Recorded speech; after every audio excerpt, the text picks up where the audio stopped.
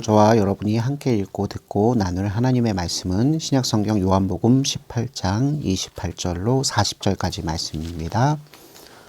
요한복음 18장 28절부터 40절 말씀, 저와 여러분이 한 절씩 번갈아 가면서 읽고 마지막 40절 말씀만 함께 읽도록 하겠습니다. 하나님의 말씀을 들으십시오. 요한복음 18장 28절. 그들이 예수를 가야바에게서 관정으로 끌고 가니 새벽이라. 그들은 더럽힘을 받지 아니하고 유월절 잔치를 먹고자 하여 관정에 들어가지 아니하더라. 유월절이면 내가 너희에게 한 사람을 놓아주는 전례가 있으니 그러면 너희는 내가 유대인의 왕을 너희에게 놓아주기를 원하느냐 하니. 우리 함께 그들이 또 소리질러 이르되 이 사람이 아니라 바라바라 하니 바라바는 강도였더라. 아멘. 우리는 지난 시간에 베드로의 3번 부인함에 대해서 함께 말씀을 나누었었죠. 베드로는 하나님의 은혜와 자비가 여전히 필요한 죄인일 뿐입니다. 베드로가 예수님을 쫓아갈 수 있게 되는 것은 성령의 역사하심 때문이라 말씀을 드렸죠. 아직 예수님께서 죽지 아니하셨고 보내주시기로 약속하신 보혜사 성령님을 받지 못하였으므로 베드로는 도리어 예수님께서 십자가 위에서 죽으시고 3일 만에 일어나시면서 수행하시는 죄인들을 용서하시는 의의 선포 가운데서 아직 준비될 뿐입니다. 오늘 말씀 우리가 함께 나누겠는데요. 사실은 요한복음 말씀은 안나스에게 신문 받으시고 가야바에게 끌려가는 장면부터 시작해서 불법적으로 산헤드린 공회가 이제 세워지고 이 밤에서 새벽 미명에, 원래 산헤드린 공회는 절대로 그 시간에 성립이 될 수 없는 것인데 이미 준비를 해놓은 거죠. 안나스와 가야바가 그저 많은 사람들을 동원해서 거짓 증거를 찾게끔 하고, 거짓 증인의 그 증거는 마태복음, 누가복음, 공간복음을 보면 다 나와요. 다 실패하고 결국에는 예수님의 입에서 어떤 말을 이끌어낸다? 내가 바로 하나님께서 보내신 사자, 나 하나님의 아들. 그 말을 듣자마자 가야바가 무엇한다? 자기 옷을 찢어요. 대제사장에 입고 있던 옷을 찢으면서 무엇을 확증시킨다? 예수 그리스도께서 신성 모독의 죄를 지었다는 것을 확정짓는 의미로서 옷을 찢으면서 이 재판은, 그들의 불법적인 재판은 마무리 짓고, 이제 오늘 말씀처럼 저들은 사람을 죽이는 사법권이 실제로 없었습니다. 어느 정도의 사법권이 있었냐면 율법에 저촉되는 행위를 했을 때 돌팔매질 하는 정도의 그 실권이 있었죠. 나중에 예수 그리스도를 사랑하여서 예수 그리스도의 그 의의 길, 진리의 길을 똑같이 걸어갔던 스데반 집사가, 그죠? 신문 받으면서 올곧게 복음을 선포하자 유대인들의 마음속에서 사탄이 역사하여서 이 스데반을 신성 모독하는, 그죠? 불법적인 가르침을 가르치는 이단으로 지칭하고는 돌팔매질해서, 그죠? 그 돌로 스데반 집사가 이제 맞아서 돌 무덤이 만들어질 정도로 어마어마한 사람들이 돌을 던져서 죽는 불법적인 사건이 일어나잖아요. 구약 성경에서부터 율법을 저촉하는 사람들에게 행해질 수 있는 그게 뭐 정당한, 로마 총독 입장에선 그것도 불법이기 때문에 막을 수 있었지만 로마 총독 그리고 로마 관정자들은 항상 주시했거든요. 우리가 저 정도 일을 이해하지 못하고 넘어가지 않고 이것을 소송 처리해버리면 이 유대인들이 밀란을 일으킬 수 있다라는 그 위험성을 늘 감지하고 있었기 때문에 율법 때문에 일어난 일 때문에 사적으로 그렇게 법적 처리를 하는 것에 대해서는 이 본디오 빌라도를 비롯한 유대 로마 총독들이 눈 감고 그냥 지나간 경우가 많았습니다. 그런데 28절 말씀이죠. 가야바와 안나스로 대표되는 이 유대인들은 예수님을 합법적으로 죽이고자 머리를 쥐어짭니다. 어떻게 쥐어짜냐면 자신들이 예수 그리스도를 지금 처형하려고 하는 죄의 제목이 바로 신성 모독의 죄잖아요.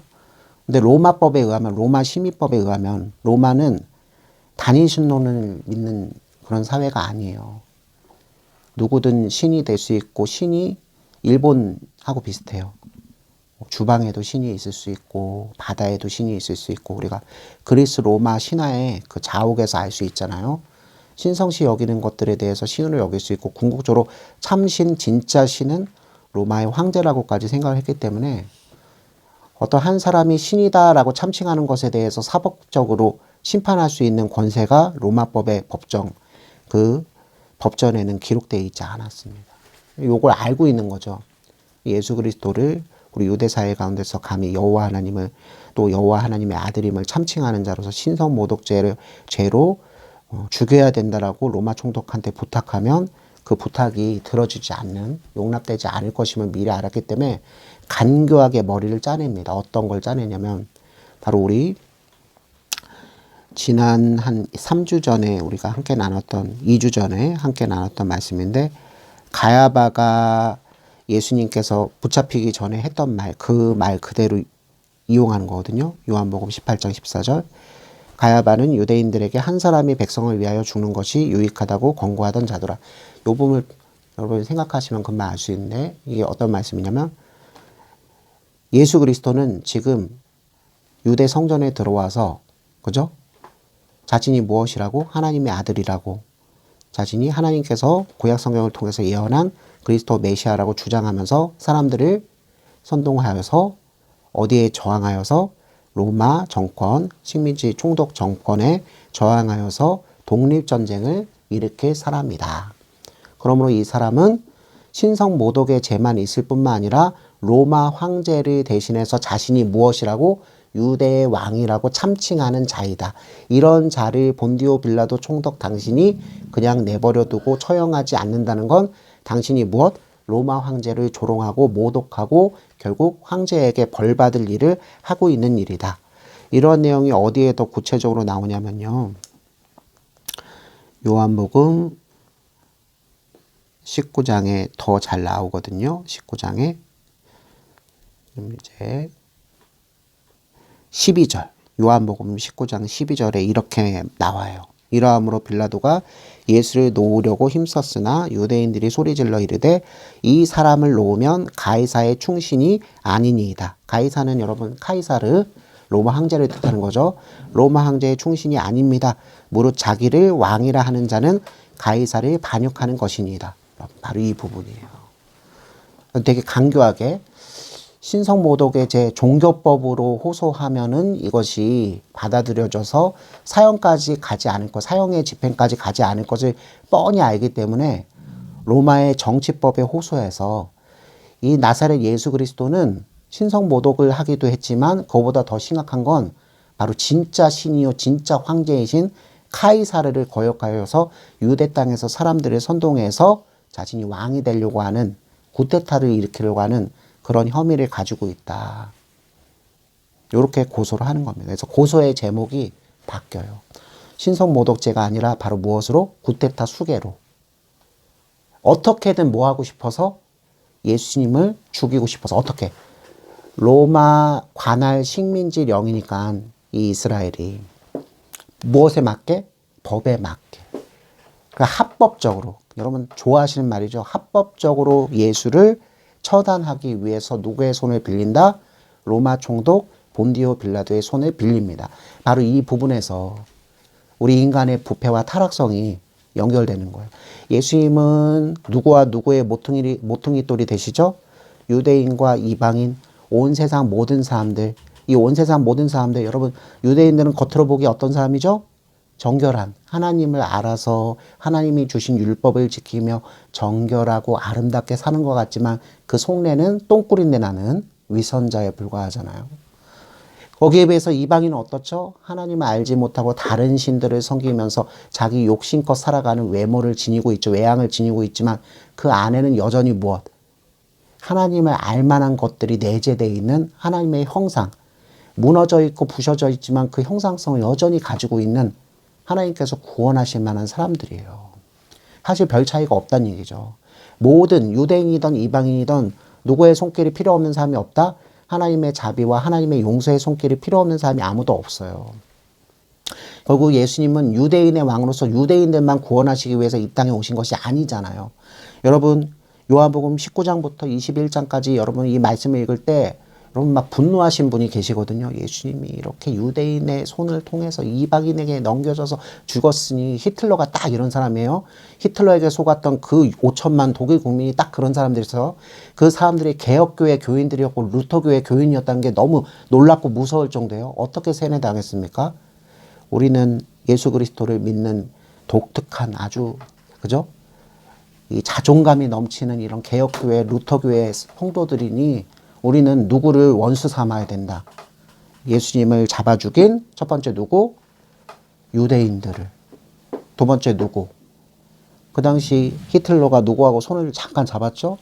네, 파시즘을 강조했던 이탈리아 무솔리니하고 손을 잡았지만 사실은 항상 하대했어요. 사실은 신성 로마 제국이라 하죠. 그 로마가 가지고 있는 영광은 이제 이탈리아에게 있지 않고 전 유럽을 호령하는 유럽의 엘리트 국가, 전 세계 엘리트 국가는 어디다? 프로이센 또는 프로이센이 확대돼서 통일된 어디? 통일 독일 우리다. 그러니까 신성 로마 제국이란 말은 과거의 독일 제국의 이름이잖아요. 그렇게 자부심이 드높았던, 그러니까 이탈리아를 깔봤습니다. 교황청만 거기 있을 뿐이지 교황은 허수아비고 교황이 무슨 베드로의 뭐 열쇠를 가지고 아니다. 루터와 칼뱅이 얘기하지 않은 자부심이 넘쳤어요. 종교 부심도 넘쳤던 사람들이 독일 사람들이었어요. 그래서 그 사람들이 타겟을 항상 삼았던 게 예수님을 잡아 죽이는데 협조한 누구? 유대인과 그 유대인에게 속아서 실제 집행한 누구다? 이탈리아 사람. 이런 식으로. 그러니 하나님께서는 이제 이 두 민족, 유대인과 로마, 즉 이탈리아 또는 그리스까지 포함되죠. 로마와 그리스를 통해서 우리가 라틴이라 하죠. 라틴 쪽을 통해서 역사하실 리가 없다. 신성한 게르만인을 사용하셔서 전 세계를 복음화하실 것이다. 이런 논리로. 여러분 히틀러가 되게 교묘한 사람이에요. 종교 부심을 이용했단 말이에요. 지금도 우리가 요한복음 19장부터 21장 그렇게 읽는 분들이 생길까 걱정돼요. 새로운 인종차별주의가 여기서 발생되지 않을까 저는 걱정됩니다. 오히려 그렇게 보신 게 아니라 유대인이든 이방인이든 모든 사람들이 나사렛 예수 그리스도 빛 되시는 치료하시는 광선이신 그분의 은총, 그분의 혜택을 받지 못하고 있을 때에는 다 무엇일 수밖에 없다? 죄인일 수밖에 없다. 죄인으로서 누구를 알아보지 못하고 하나님을 알아보지 못하고 하나님이 보내신 사자, 그죠? 선지자이시며 왕이시며 대제사장이신 참 그리스도를 알아보지 못하고 도리어 그 눈앞에서 어떤 짓을 저지르는 나사렛 예수 그리스도를 십자가에 못 박는, 그죠? 가장 불충한 폐악무도한 짓까지 저지르는 인간 군상에 불과하다. 여기에 누가 포함된다? 바로 이방인의 후손인 지금 이 자리에 앉아있는 저와 여러분도 포함된다는 것을 늘 기억하시기를 바랍니다. 우리 성령께서 이것을 가르쳐 주시기를 원하세요. 너희들이 우리가 구원받은 것은 우리가, 그죠? 예수 그리스도의 말씀을 듣고 성령님께서 우리 안에서 역사하셔서 우리에게 믿음을 선물로 주셔서 이 성경의 말씀이 2000년 전에 일어났고 더 넘어서는 구약 5000년 전에 아담과 아브라함과 다윗을 거쳐서 왔던 나사렛 예수 그리스도께서 오실 것이다와 이제 오신 것이다. 이 두 가지를 성령께서 말씀을 통해서 이야기하셔서 내 안에 내 인생 가운데 적용하신 때잖아요. 사실은 우리 입장에서는.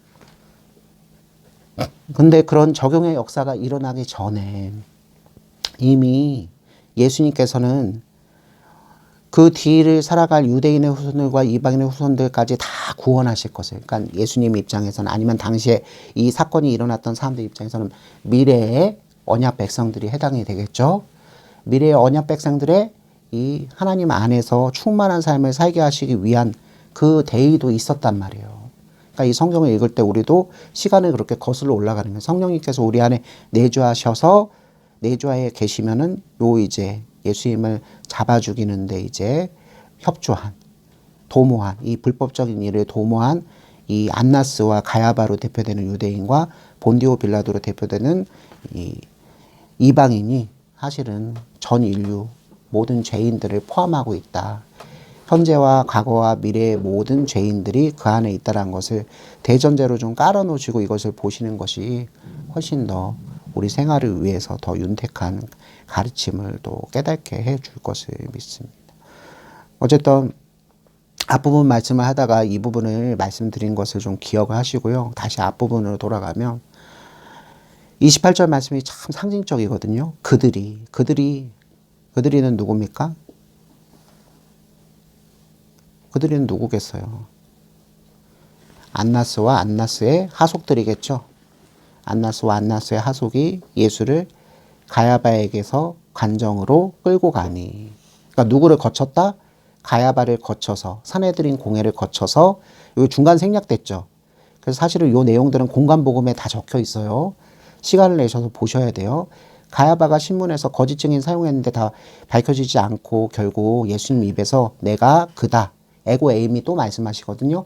그때 내가 그다라고 얘기하신 것은 바로 내가 하나님이 보낸 선지자 그리고 하나님의 아들이 맞다라는 말을 시인하세요. 이게 시인하신다는 게 참 중요한 거죠. 오늘 말씀 32절 말씀에 써 있는데 이는 예수께서 자기가 어떠한 죽음으로 죽을 것을 가리켜 하신 말씀을 응하게 하려 함이라. 여러분 예수님께서 이렇게 이방인과 유대인들의 손에 붙잡혀서 십자가에서 죽게 되는 사건을 저들이 주동적 능동적으로 활동해서 저들이 쾌거를 이룬 것으로 생각하시면 절대로 안 되고 32절 말씀 사도 요한이 그렇게 이해하는 사람들이 불법에 빠질 것을 걱정하여서 사실은 예수님께서 죽으신 것은 무엇을 이루려고 예수님께서 능동적으로 자발적으로 걸어가신 것이다. 하나님께서 누구에게 주신 유대인과 그리고 이방인 이 세상 모든 인류를 구원하시기 위해서 주신 구약 성경의 말씀을 이루시려고 그분께서 십자가의 길을 자발적, 능동적, 순종적으로 걸어가시면서 도전하신 것이다. 여러분 굉장히 중요한 거예요.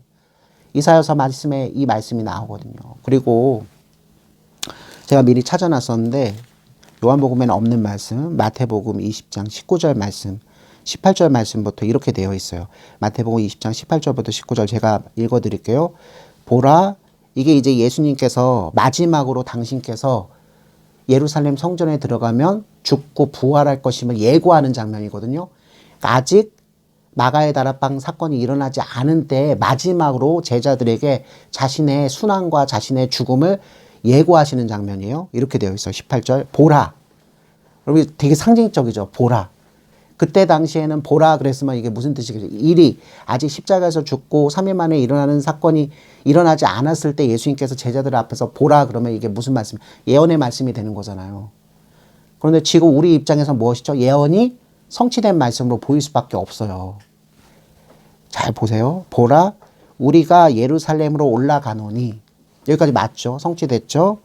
인자가 대제사장들과 서기관들에게 넘겨짐에 성취됐죠? 그 다음 그들이 죽이기로 결의하고 성취됐죠? 예수님께서 미리 말씀하신 말이에요. 예언의 말씀인데 지금 우리는 요한복음 18장 19장을 통해서 여기까지 성취된 걸 알죠? 그리고 결정적으로 19절 말씀에 예수님이 이렇게 말씀하십니다. 이방인들에게 넘겨주어. 여러분 지금 성취되고 있죠. 이방인 총독 본디오 빌라도에게 지금 넘겨져서 예수님께서 죽고 사는 겉으로 보기에는 최종 생사 여탈권이 누구한테 있는 것처럼 보인다? 본디오 빌라도의 결정에 있는 것처럼 보여요. 그런데 이 말씀을 잘 쫓아가면 이렇게 돼 있어요. 이방인들에게 넘겨주어 그를 조롱하며 채찍질하며 십자가에 못 박게 할 것이나 뒤에 말씀 제3일에 살아나리라. 이미 제자들에게 당신께서 어떻게 죽을 것임을 마지막으로 예고하시고 예언하신 일이 있었고 오늘 우리가 함께 나누고 있는 요한복음 18장과 19절 말씀을 통해서 그 말씀이 완전히 성취되고 있는 것을 여러분 보고 계시죠? 완전히 성취되어서 이루게 되는 결말이 뭐죠? 그분께서 완전히 죽으셨지만 또한 그분께서 며칠 만에 3일 만에 부활하실 것임을 예고하셨어요. 완전히 죽는 것은 누굴 위해서죠? 바로 죄인들을 살리시기 위해서 예수님께서 제물이 되시는 일들을 위해서고요. 또 3일 만에 부활한 일도 누굴 위해서죠? 여러분 그것은 하나님의 영광을 위해서지만 또한 하나님께서 사랑하셔서 예수님께 주신 백성들인 그죠? 성도들을 예수님과 함께 예수님 안에 성도들이 놓이고 예수님 안에 아버지께서 계심으로 아버지께서 성도들 안에 놓이게 하시는 칭의를 받고 성화를 받고 영화를 받는 하나님 나라 백성으로서 이 지상세계에서부터 살게 하시려고 하는 아름다운 사랑과 하나님의 사랑과 은혜가 담겨 있기 때문에 그 3일 만에 부활한 사건이 일어나게 되는 거죠. 한 달 후면 우리는 부활 절기를 맞이하게 됩니다. 예수님이 죽으신 것도 바로 하나님께서 끝까지 사랑하셔서 구원하시기를 원하시는 성도들을 위함이고 예수님께서 3일 만에 부활하신 것도 하나님께서 사랑하셔서 예수님께 주신 성도들을 위한 것입니다. 여러분 크게 넓게 보면은 하나님께서 차별을 두시지 않고 예수 그리스도를 무엇으로 구세주요 온전케 하시는 분으로 믿음의 주요 온전케 하시는 분으로 신앙 고백하고 그 말씀을 사모하며 그 말씀의 법대로 살아가려고 하는 사람들, 성도잖아요. 그 사람들을 예정하시고 예지하시고 또 시간에 맞춰서 당신의 아들 예수 그리스도를 이 땅에 보내주셔서 십자가 사건과 3일 만에 부활하시는 사건을 통해서 그 일을 성취해 나가시는데 사람들이 이걸 굉장히 쉽게 생각해요. 이거 굉장히 수동적으로 생각하거든요. 그 일이 일어났으니까 자동적으로 이 세상의 모든 죄인들은 흑암 가운데서 해방되는 것이 아니겠느냐. 여러분 그렇게 쉬운 것이라면 우리가 뭐하러 이렇게 예배 시간에 모이고 우리가 뭐하러 하나님의 말씀을 우리 마음에 담고 우리가 뭐하러 우리 실제 삶 가운데서 그 말씀과 생활 사이에서 이 괴리 사이에서 우리가 방황하고 갈등하고 그죠? 선택하고 결단하면서 손해보는 삶 아니면 우리 욕심이 억눌러지지 못해서 우리도 넘어지고 다시 깨닫는 회개하고 토설하면서 깨닫는 삶을 뭐하러 삽니까? 이 세상에 거짓 교회가 넘쳐나서 거짓 목사들이 넘쳐나서 이제는 자동적으로 예수님께서 2000년 전에 행하신 일을 듣는 모든 사람마다 그 은택을 받았다고 얘기하는 시대를 살아요. 그렇지 않습니다. 성령님께서는 여전히 믿는 사람, 정말 나사렛 예수 그리스도께서 우리 구세주가 되신 것을 믿고 그 안에서 우리의 이 불량한 우리의 의롭지 못한 이 부패하고 타락한 전적인 부패, 전적인 타락이에요. 전적으로 부패하고 전적으로 타락한 사람을 끝까지 사랑하시사 예수님을 제물 삼으셔서 다시 새것되게 하시는 하나님의 큰 은혜를 기억고 깨닫는 이게 머리로만 깨닫는 게 아니잖아요. 그러니까 머리로만 깨닫는 게 아니라 무엇으로? 가슴으로, 심장으로, 손길로 다 깨닫는 것이거든요. 전인격적으로 깨닫는 그 사람. 그 전인격적으로 깨달은 그 사람 입에서 나오는 고백이 바른 신앙 고백이거든요. 그 바른 신앙 고백을 간직하지 못한 사람이 어떻게 기도를 할 수 있고 어떻게 실천하는 믿음대로 실천하는 삶을 살 수 있겠습니까? 그러니 교회만 왔다 갔다 하는 것은 사실은 무의미해요. 교회를 와서 성경책을 펴놓고 말씀을 들으려고 하는 그 모습들 아름답지만 그것 자체로 참석했다고 해서 헌금을 내는 과정을 거쳤다고 해서 어떤 집회에 나와서 시간을 보냈다고 해서 여러분 그것이 원인이 되어서 내가 하나님 나라에 매여 있다고 생각하는 것 자체가 잘못된 생각이에요. 성경은 똑바로 가르칩니다. 오직 구원의 길은 무엇? 예수를 믿는 것, 예수를 아는 것, 예수님과 함께 고난도 받는 것이라고 정확하게 가르쳐요. 여러분 예수님을 믿고 예수님을 알고 예수님 때문에 고난을 받는 것은 교회라는 장소에 한정되어서 이루어지는 것이 아니잖아요. 여러분 다른 사람들과 교제할 때나 교제하지 않을 때, 즉 홀로 있을 때나 여러 사람들과 함께 있을 때 그 어느 곳에든 아버지와 아들께서 보내주신 성령님께서 우리 가슴팍에 살아계시며 그 성령님을 통해서 이해되고 해석되어서 간직된 말씀이 우리 가슴속에 심겨져 있는 한 우리들의 믿음 생활은 거기서부터 시작되는 겁니다. 그래서 이 주일에 흩어졌다가 다시 모이고 모였다가 다시 흩어지는 과정이 얼마나 중요한지 몰라요. 여러분이 작은 교회로서 이제 말씀을 다 듣고 나가서 여러분의 생활의 전선 가운데 나가서 십자가 군병으로서 실제로 살면서 분투하면서 싸우는 믿음의 연단, 믿음의 그 선한 싸움 싸우는 그 과정이 그게 진짜 바로 무엇? 믿음이란 말이에요. 예수님께서 그것을 주시고자 다른 사람들은 걸어가지 못하는 길, 십자가의 길, 재물의 길, 대속의 길을 지금 걸어가시는. 그래서 사도 요한이 이걸 나중에 뒤늦게 베드로 사도가 예수님께 용서함을 받고, 그죠? 자기도 예수님의 그 큰 사랑을 받아서 마지막 예수님 그 가르쳐 주시는 40일 동안 깨달음을 받은 뒤에 성령이 충만해서 나머지 인생 전체를 베드로 사도보다 훨씬 더 오래 살잖아요. 밤모샘에 유배되어서 로마 정권에 의해서 모든 예수 믿는 사람들이 벌레 취급당하면서 사형수로 기결수로 포로 생활, 그죠? 감옥에 갇힌 생활을 하여서 끝장이 날 것 같은 그 시점에 오히려 분연히 떨쳐 일어나서 예수님께서는 거짓말 하신 분이 아니다. 그분 안에는 항상 용서와 사랑과 진실과 선이 있다는 것을 그 어려운 순간에도 일어나서 이 앞에서 단 한 사람이 일어나는 거잖아요. 넘어져 있는 수많은 그리스도인들에게 그 믿음을 고양시킬 그 아름다운 목적 때문에 늘 기도했단 말이에요. 기도했을 때 결국 하나님께서 그 기도를 들으시고 우리가 잘 아는 요한계시록의 그 환상들, 그 장면들 보게 하셔서 결국 예수님께서 곧 오실 때까지 교회가 어떤 자세와 어떤 태도로 성도들이 어떤 순결함을 유지하면서 신앙생활을 해야 하는지를 결국 명명백백하게 보게 하시잖아요. 미래에 일어날 일들과 그 미래에 일어날 일 가운데서 성도가 참 어려운 자리인 거예요. 누구처럼 광장에 나가서 구호를 외치면서 어떤 한편에 치우쳐서 이 세상 정치하는 사람, 이 세상 왕의 이름을 연호하면서 하나님께서 그를 사용하신다는 그 운동을 벌이는 것이 아니고, 오직 오히려 이 세상 가운데 예레미야 선지자가 생각날 수밖에 없어요. 예레미야 선지자는 유다 왕국이 망한다고 하는 말씀을 계속 전파하고 다녔을 때 그 말씀을 고지고대로 듣지 않으려고 하는 백성들 때문에도 마음이 아팠지만 그 백성들 위에 군림하여서 우리나라가 어떤 나라냐, 하나님께서 살아가신 유일한 나라인데, 다윗과 솔로몬의 영광이 여전히 있는 나라인데 우리가 힘이 강력해져서 이렇게 북쪽으로 바벨론에 우리가 외교하고 남쪽으로 이집트와 화목해가지고 지금 평화의 시대를 살고 있는데 이게 웬 말이냐. 양쪽 진영에서 그 거짓 선지자와 거짓 선지자의 선동을 받는 그 민중들에 둘러싸여서 무엇? 이 후한무치한 배신자, 이 매국노 취급받은, 오늘은 시간이 많이 없는 관계로 32절까지 말씀만 이제 우리가 나누도록 할 텐데요. 두 가지 제가 말씀드렸어요. 하나는 이 가야바와 안나스와 베드로, 예수님을 둘러싸고 예수님의 마음을 아프게 한, 예수님이 지옥에 강하였다고 하는 사도신경의 내용이 가로가 쳐져 있는데 그 까닭이 바로 이것 때문이거든요. 우리 개혁교회 까이뱅과 그 후계자들의 가르침에 의하면 그 지옥에 강한 것은 예수님께서 무엇? 결박당하시고 신문당하시면서 당한 영적인 그 고통과 고난의 극한 상태를 말한다, 이렇게 얘기해요. 여러분, 누가 괴롭힙니까?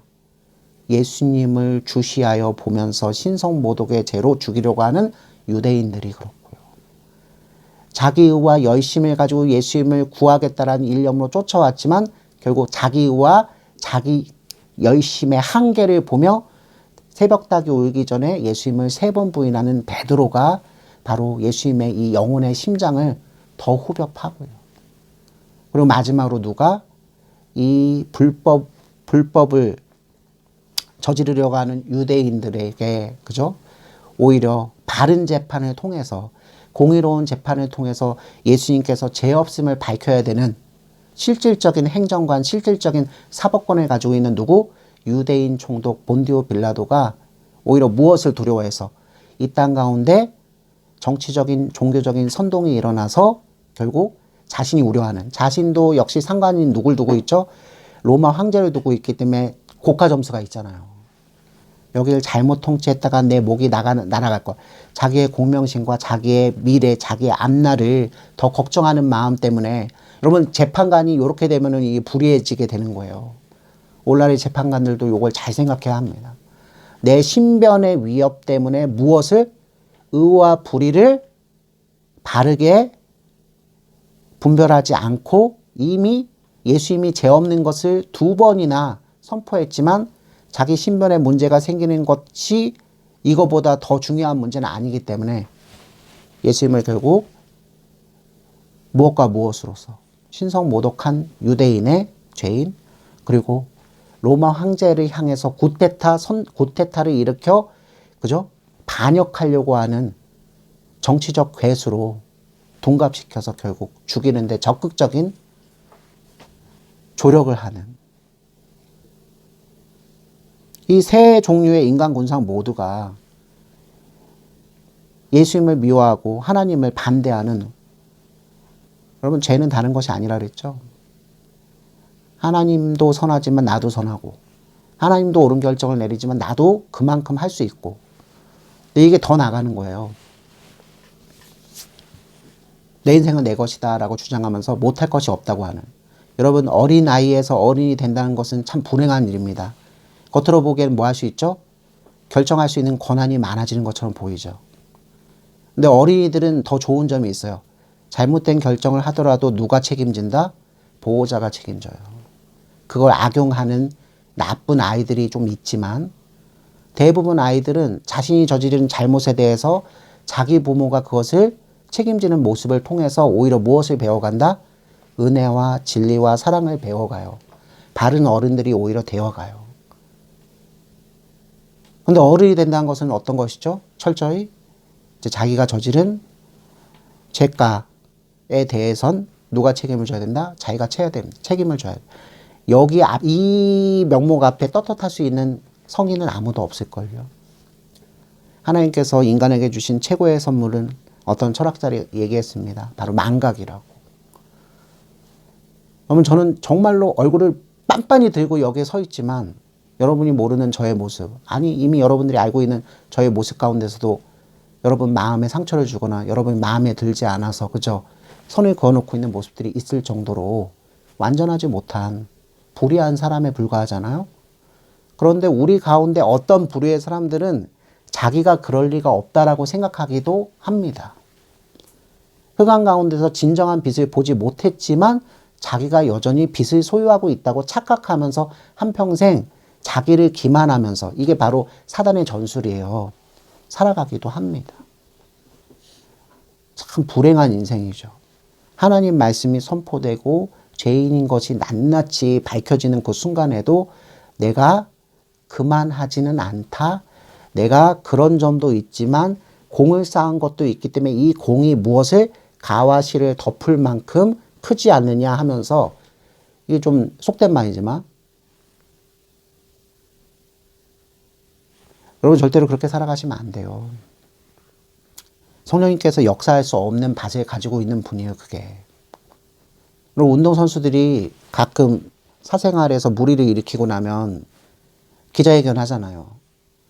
연예인들도 마찬가지고요. 거기는 딱 두 부류밖에 없어요. 하나는 정말로 잘못했습니다. 자숙하겠습니다. 그리고 진심으로 자숙하면서, 그죠? 자기 생활을 열심히 살아가요.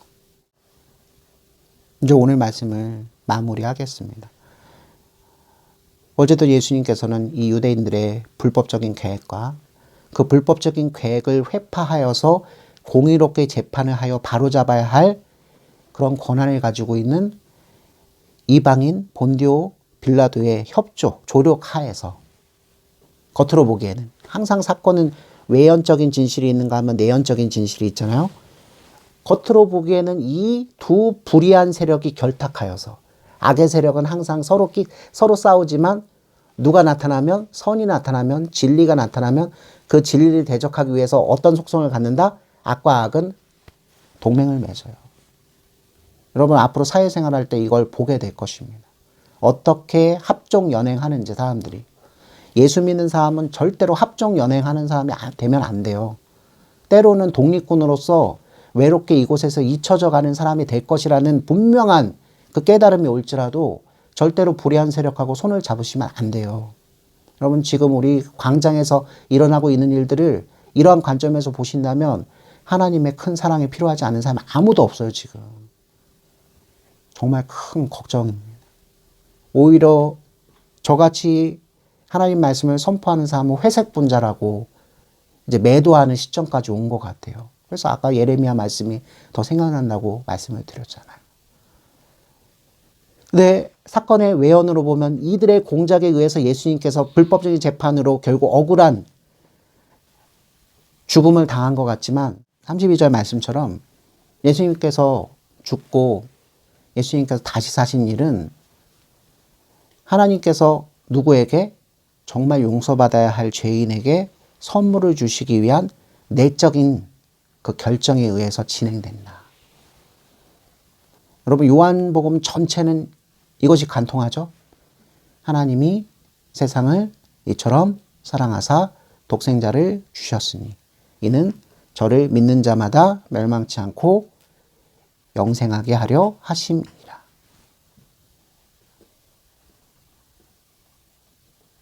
이 영화로 생각하면 아주 극적인 장면이죠. 하나님께서 결단을 하셨습니다. 누구와 함께? 아들과 함께. 도무지 희망이 보이지 않는, 언제 이미 아셨죠? 사실 영원전부터 아셨지만 성경에 기록되어 있는 것으로 보면 언제 아셨죠? 바벨탑 사건 때 분명히 아셨죠. 기억나세요? 노아의 홍수 사건 때 분명히 아셨죠. 도무지 희망이 없다는 것을. 죄가 간영하여서 죄와 부패와 타락 가운데서 하나님의 심판을 면할 수 있는 사람이 아무도 없다는 것을. 그래서 아버지께서 무엇을 결정하십니까? 은혜로 구원하시길 결정하시죠. 죄인 중에서 일부를 무엇으로 삼으시되 당신의 소유로 삼으시되 그 소유된 백성을 제 영향력 안에서 참으로 이끌어내시려고 무엇을 치르시기로 결심하시다? 값을 치르시기로 결심하십니다. 여러분, 이건 진짜 사랑하는 주인님이 누굴 위해서 할 수 있는 일이다? 종들을 위해서 할 수 있는 유일한 결정이에요. 하나님 손으로 만드셨으니 하나님 손으로 끝장을 내셔도 되는 것을 하나님께서는 그렇게 하시기를 원하시지 않으셨어요. 하나님 자신의 자충족성, 자신의 그 사랑과 진리와 그 의가 있으시기 때문에 그 인류 중 일부, 아주 제한된 숫자, 소수. 사실 아브라함 한 사람에서부터 시작되고 다윗 한 사람부터 시작되잖아요. 노아 한 사람과, 이게 은혜죠. 노아와 관계된 식구들. 오늘날 이게 교회에 영속이 되거든요. 유아 세례가 그렇게 복된 거예요. 언약 백성으로서 부모를 떠나서 부부가 되게 한 남녀 요 한 쌍, 사실은 두 명이죠. 한 명이에요. 그 한 명의 몸을 통해서 하나님께서 보내주셔서 구원하시기로 결심하신 그의 자녀들까지. 이 교회의 핵심적인 기본 구성 요소거든요. 어찌 보면 가정의 그 기본 요소하고 똑같아요. 그래서 우리는 확대된 가정들이 모이는 거잖아요. 사실은 교회가. 근데 요즘 교회들은 핵분열돼가지고 가정으로 나오는 교회가 없다 그러대요. 전에 가정으로 나와가지고 구역도 있을 수 있고, 그죠? 가정별로 몇 개가 모여가지고 구역이 만들어지고 그 구역이 확대돼서, 그죠? 교회 전체가 되는. 그래서 큰 집단인 것 같지만 그 가운데서 작게 서로가 사랑의 끈으로 연결되어 있어서 그리스도 예수의 지체됨으로 연결되어 있어서 작은 데서부터 그 충성, 그 작은 데서부터 예수님을 사랑하는, 그죠? 그것들이 위에 아래에서부터 위로 올라오니까 교회가 아무리 커져도 세상과 타협하거나 세상의 것들이 들어와서 불이하게 되는 일들이 없었는데 사탄이 전략을 잘 썼죠. 무엇부터 깨트려 버리자. 아버지, 어머니, 애들 요 친밀한 관계부터 깨트려 버리자. 여러분, 무서운 거예요. 이방인이든 유대인이든 그 태생은 가정이잖아요. 가정을 깨트린 데서부터 아버지와 어머니와 아이들이 대화하지 못하는, 저녁을 먹지 못하는, 겉으로 보기에는 화려해서 다 바빠요. 공부하느라. 서울대가 목전에 눈앞에 공부해요. 이사가 목전 앞으로 공부해요. 세계 자격증을 통해서 부수입, 투잡, 쓰리잡, 포잡까지 해가지고 우리 집의 경제를 풍성하게 할 수 있는. 근데 정작 아침도 같이 안 먹고 점심도 같이 안 먹고, 뭐 아침 점심은 직장 가니라 학교 가니라 바쁘니까 당연히 못 먹지만 유일하게 남아있는 뭐 저녁도 같이 못 먹고, 또 유일하게 남아있는 그나마 최후의 보루 뭐 토요일하고 일요일. 토요일하고 일요일은 또 각기 자기 활동하기 바쁘잖아요. 아이씨, 이게 욜로를 생활해야지. 나 못 갔던 낚시도 한번 가봐야 되고, 못 갔던, 그죠? 골프도 한번 치러 가야 되고, 아빠들은 그렇게 나가고, 엄마들은 또 커피숍으로 따로, 그지? 엄마들끼리 모이고, 애들은 다 내동댕이 쳐가지고, 초등학생들 정도면 그나마 키즈카페 껴있는 커피숍 가면 지들끼리 노니까는 되지만, 중고등학생 되면은 여러분 다 아시잖아요. 이미 세상 알 거 다 아니까 친구들끼리 몰려다니면서 그들만의, 그죠? 그 유쾌함을 지내면서. 그러면서 주일 딱 하루 1시간 내지 2시간 정한 시간에 예배로 모여봤자 이미 마음을 갈갈이 다 찢겨져서 연합하고 공동체 되는 훈련을 받은 적이 없는 그 핵가족들이 어떻게 이 하나님의 말씀을 듣고 받고 이웃을 사랑하면서 우리 가정 공동체도 든든해지지 못했는데 확대된 가정인 다른 가정과 그 가정의 구성원들을 내 지체로 받을 수 있는 일이 일어나겠습니까?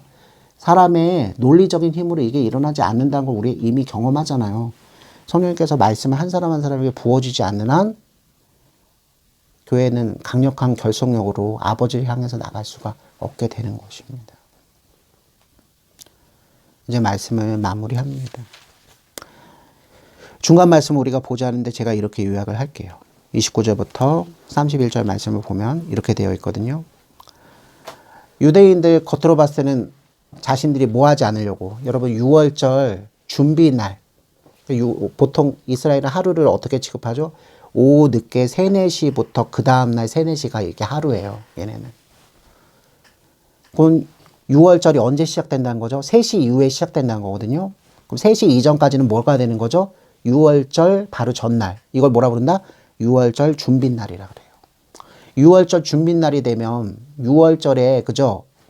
이 신성한 이 절기의 음식 먹는 것에 참여하는 그 영광을 하나님께 부여받는 게 오직 유대인밖에 없잖아요.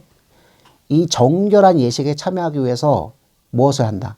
자신의 몸과 마음을 깨끗하게 해야 되는 아름다운 의무가 있어요. 그래서 참 이게 말도 안 되는 건데 제가 아까 유대인의 특성 말씀드렸죠. 겉으로는 자신들이 깨끗하다, 거룩하다, 구별됐다, 진실하다, 하나님을 사랑한다. 그래서 이 사람들은 항상 겉으로 뭐 하죠? 이런 율법을 지키기에 힘쓰잖아요. 근데 이게 이 율법은 변질되어서 바로 율법을 가르치는 선생인 랍비들에 의해서 변질된 가르침이 전달된 지 오래됐어요. 대제사장과 그 하속들이 본디오 빌라도에게 예수를 결박해서 잡아 넘기면서 자신들이 어떤 행동을 취하죠? 28절에 이렇게 되어 있거든요. 그들은 더럽힘을 받지 아니하고 6월절 잔치 음식을 먹고자 하여 그 로마 총독 본디오 빌라도의 관정에 들어가지 아니하더라. 외식하는 사람의 모습을 딱 띱니다. 사실 속에서 무엇을 품고 있죠? 분노하여서. 무엇과 무엇으로? 말씀과 이적으로 누구의 백성을? 하나님의 백성들을 죄에 빠져 있고 병에 걸려 있고 그죠? 모든 그 죄에서부터 시작된 고통 때문에 그죠? 힘겨워하는 그리고 궁극적으로는 하나님의 이 제사함의 은총을 받지 못하면 최종 심판을 받아 누구하고 다를 바 없이 이방과 다를 바 없이 도말되고 말 누구? 유대 백성들을 향해서 예수님께서는 사랑과 공평과 진리의 말씀과 그에 합당한 이적을 보여주신 분인데 그분을 뭐해서 시기하고 질투하고 그죠? 분명히 중심의 마음이 그거예요. 시기하고 질투하고 미워하였기 때문에 하나님의 말씀하고는 정반대로 하나님의 아들을 뭐하는 잡아 죽이려고 하는 삿뜻한 마음을 품고 어디를 찾아왔다? 이방인 총독 본디오 빌라도의 관정에 찾아온 주제에 뭐할 마음을 품고 있다? 우리는 거룩한 백성이니까 6월절이니까 그죠? 사형 처결을 못해. 그래서 그 나머지 말이 다 나오는 겁니다. 30절. 본디오 빌라도가 나와가지고 알죠? 본디오 빌라도 여기서 여기 이 예루살렘에서 근무한 지 4년이 넘어가는데요. 야 6월절 전날인데 어떻게 그렇게 거룩하고 정결한 유대인들이 이렇게 더럽고 불합리한 총독 관정까지 왔어? 이거 너 못 올라오지? 내가 친히 나가 줄게 하고 나온 거예요. 그래서 딱 쓴 거예요. 이렇게 관정하고 이렇게 뭐 연결되는 통로가 있다면 통로까지 딱 와서 예수님이 이렇게 등짝 딱 밀면서 가라고 이렇게 하는 상태에서 본디오 빌라도는 이쪽에서 이거 여기까지 어쩐 일로 왔어? 얜 누구야? 여러분 유대인들의 이 속내를 잘 파악하셔야 됩니다. 겉으로는 율법을 지키며 하나님께 영광을 돌린다고 말하지만 그 속에서는 하나님과 하나님의 법과 하나님의 법의 중심이신 예수님을 미워하여서 자기의 영광을 참칭하려고 하는 그 마음이 더 커서 예수님을 죽인 자에 불과한 자. 겉과 속이 다른 자. 방점을 찍는 말 30절 29절에서 빌라도가 너희가 무슨 일로 이 사람을 고발하느냐 했더니 3절에 이 사람이 행악자가 아니었더라면 우리가 당신에게 넘기지 아니하였겠나이다. 뻔뻔한 말. 본디오 빌라도도 알거든요. 딱 보니까 뭐 별 죄를 저지를 것 같지 않게 생겼잖아요. 눈빛이나 안광이나 얼굴 표정이나 보면 알아요. 재판관들이. 무슨 일이야? 뭔 일 때문에 이 사람 고발하니 했더니 속에서 마음이 캥기는 유대인들이 신성 모독의 죄로 고발하면 이것이 통과되지 않을 것을 알기 때문에 본디오 빌라도가 이렇게도 못하고 저렇게도 못하는 죄목인 무엇? 행악자다. 악한 일을 행했다. 이 악한 일을 행한 것은 뒷부분을 통해서 더 자세히 드러나죠. 33절부터 38절 말씀 빌라도가 본격적으로 예수님을 신문하는 과정 속에서 예를 들면 이 말씀 33절에 이렇게 되어 있거든요. 이에 빌라도가 다시 관정에 들어가 예수를 불러 이르시되 네가 유대인의 왕이냐. 앞부분에서는 그냥 행악자라고, 행악자가 아니었으면 내가 이 예수를 너한테 넘겨줄 리가 있겠냐? 법의 심판은 바로 네가 하는 거잖아. 우리는 신성 모독의 죄를 짓고 있어서 이 사람을 사형에 처하지 못해. 근데 이 사람은 신성 모독의 죄만 지은 게 아니라 로마 황제를 향해서도 구테타 반역을 일으키려고 하는 정치적인 정치범이기 때문에 여기에 대해서 그 악을 네가 심사해서 여기에 대해서 합법적인 십자가형을 처하지 않는다면 너도 바로 무엇이다? 충신이 아니고 너도 불법에 처하는 자. 이게 3절에 이걸 간접적으로 지금 기분 나쁘게 얘기한 거예요. 뭔 일로 왔어? 뭔 일? 얘가 행악자니까 왔지. 그 행악이 뭔데?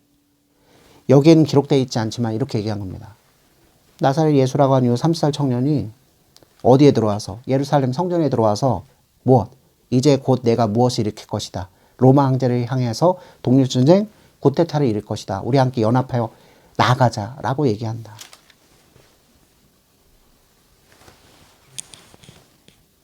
(31절에서) 빌라도가 이르되 너희가 그를 데려다가 너희 법대로 재판하라. 발뺌하죠. 딱 보니까 본디오 빌라도 아는 거죠. 또 뭐 종교적인 문제 때문에 그렇게 왔다면 니네 법으로 재판해. 그랬더니 유대인들이 다시 대꾸하기를 우리에게는 사람을 죽이는 권한이 없나이다. 이게 정말 사악한 거예요. 자신의 법으로는 예수님을 무엇할 수 없다. 죽일 수 없다.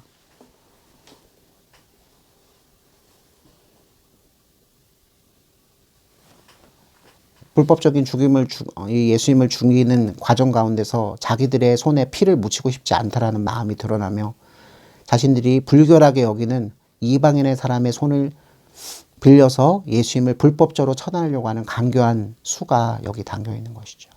그래서 요한이 우리가 처음에 논했던 말씀처럼 지금 이렇게 이방인과 유대인들이 결탁해서 예수님을 죽음으로 몰아넣는 이 일은 악의 구렁텅이 가운데 예수님께서 누군가의 의도에 의해서 빠지는 것이 아니라 구약 성경에서부터 하나님께서 유대 민족과 이방인들에게 알려주신 것처럼 이 모든 민족들을 구원하시게 하시려는 그 하나님의 계획하신 가운데서 예수님께서 그것을 성취하시려고 도전하고 계신 것이다. 그래서 32절 말씀을 우리가 기억하는 것이 매우 중요합니다. 이는 예수께서 자기가 어떠한 죽음으로 죽은 것을 가리켜 하신 말씀을 응하게 하려 함이라. 말씀으로 그냥 끝나면 안 되잖아요.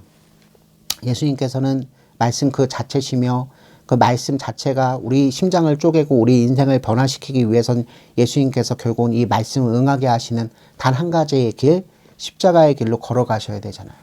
그 예수님의 마음속에 담겨있는 핵심적인 것이 무엇일까요? 하나님께서 당신에게 주신 백성들을 사랑하시되 언제까지 사랑하시는 것? 끝까지 사랑하시는. 우리 고별강화라고 하는 마가의 다락방에서 일어났던 고별강화 사건이 일어날 때 요한이 했던 말, 예수님께서 제자들을 사랑하시되 끝까지 사랑하셨다는 그 말씀이 사실 이 32절 말씀에도 이게 속내에는 들어있는 것이죠.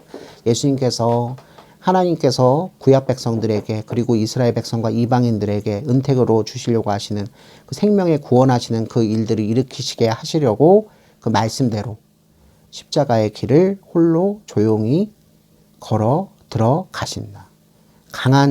제일 강한 장군으로서 모든 무기는 다 내어 드리고 빈손으로 알몸으로 투구와 갑주를 다 벗은 상태에서 겉으로 보기에는 함정에 빠진 것 같이 보이지만 사실 속내에서는 그분이 용감한 담대한 마음으로 바로 불법에 빠져있는 죄인들을 구하시려고 지금 들어가시는 장면으로. 그래서 다음 주에는 우리가 33절부터 40절 말씀을 통해서 본디오 빌라도가 뜻밖의 예수님을 신문하면서 예수님께서 사실상 마지막 설교를 해주시거든요. 바로 하나님 나라와 그 하나님 나라의 왕이신 당신에 대해서 이방인들에게 당신을 풀어 설명해 주시는 마지막 장면이 나와요. 그러니까 본디오 빌라도도 복음을 듣게 되는 장면이 나옵니다. 역설적으로. 근데 본디오 빌라도가 복음으로 초대받았지만 그 복음의 영광을 받지 못하고 결국 죄를 저지른 길을 본디오 빌라도 스스로 선택하여 우리가 사도신경에서 예수님께서 죽으신 원인이 누구에 있다? 본디오 빌라도에게 고난을 받으시고 십자가에 죽으셨다고 이렇게 기록되게 되는 그 원인에 해당되는 내용이 이제 다음 주에 우리가 함께 나누게 될 말씀이 되겠습니다. 잠시 기도하겠습니다.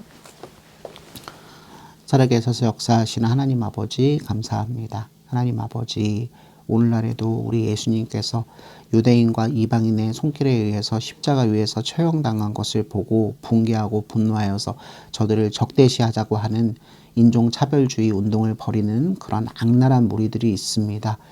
모든 원수의 워싸도 아무 근심 없도다. 아멘.